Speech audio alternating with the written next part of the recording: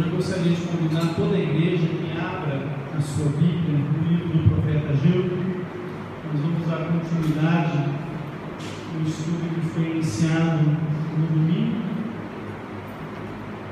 Hoje, permitindo o Senhor, nós vamos concluir o capítulo 1, meus irmãos, e aproveitar o tema aqui desse texto para poder estar abordando alguns assuntos que são muito importantes para a nossa vida comunitária aqui na igreja, alguns assuntos que vão realmente estar nos ajudando a melhor glorificar o nome do Senhor Jesus Cristo.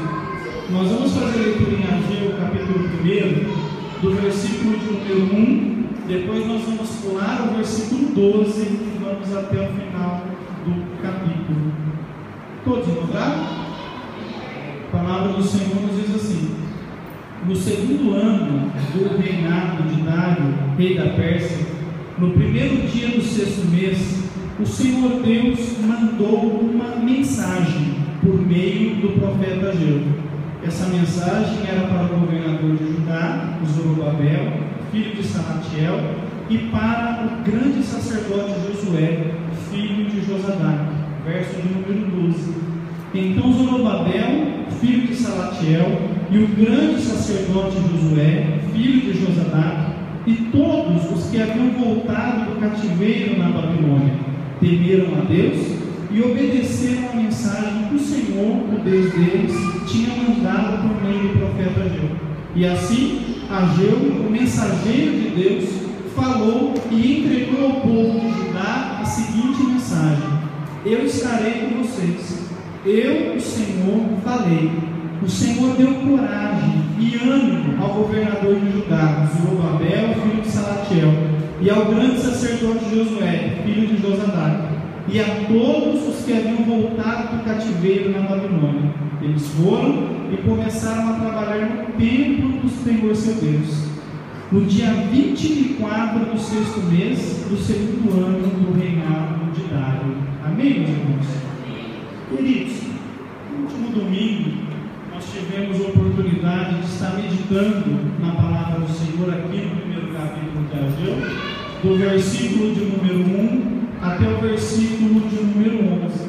E nós observamos nesse texto toda a queixa de Deus acerca do seu povo, pelo fato de Israel ter permanecido por 15 anos numa letargia espiritual terrível, sem concluir as obras de reedificação do templo do Senhor.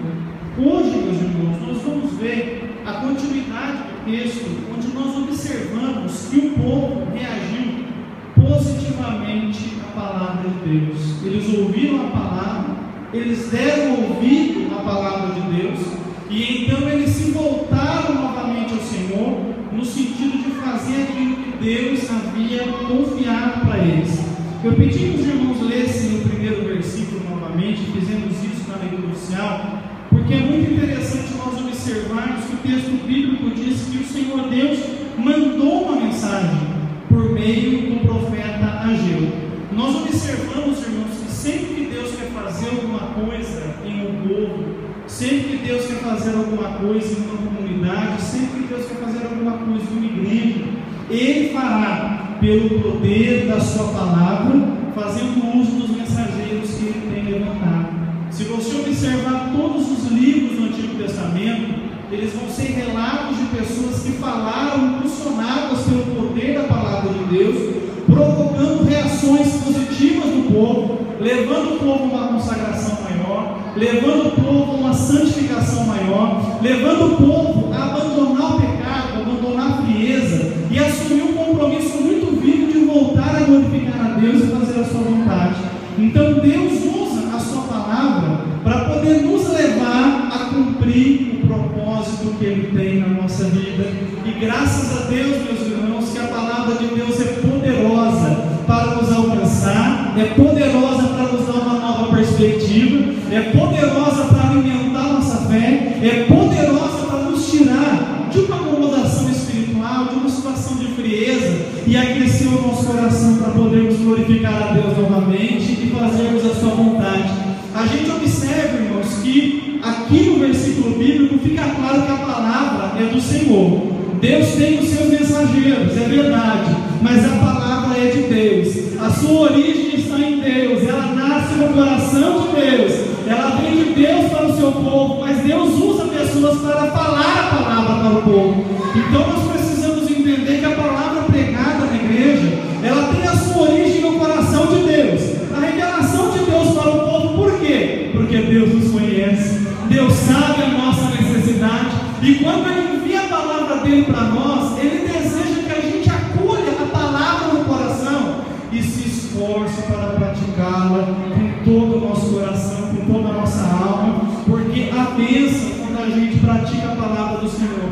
Ageu era só instrumento, Ageu por si só não poderia mudar aquela situação, mas ele era portador de uma palavra, ele tinha uma mensagem de Deus, ele tinha algo que Deus havia falado ao seu coração, e essa palavra, se acolhida, seria como uma faísca na palha seca que acenderia a chama do comprometimento, a chama da santificação. Irmãos, quando nós estamos bem dispostos a fazer a vontade de Deus, nós ficamos atentos à palavra pregada na igreja. Você percebe a fraqueza espiritual de uma pessoa quando ela não dá ouvidos à palavra de Deus. Quando no momento da palavra de Deus ela está conversando, quando no momento da palavra de Deus ela está mexendo no celular, quando no momento da palavra de Deus ela deixa o tempo para conversar lá fora, isso é sinal de fraqueza espiritual. Agora, o povo que vai fazer diferença, o povo que Deus tem chamado, é aquele que quando a palavra começa a ser pregada, ele se coloca naquela condição de Samuel: fala, Senhor, porque o teu servo ouve. Fala, Senhor, eu quero ouvir a tua voz.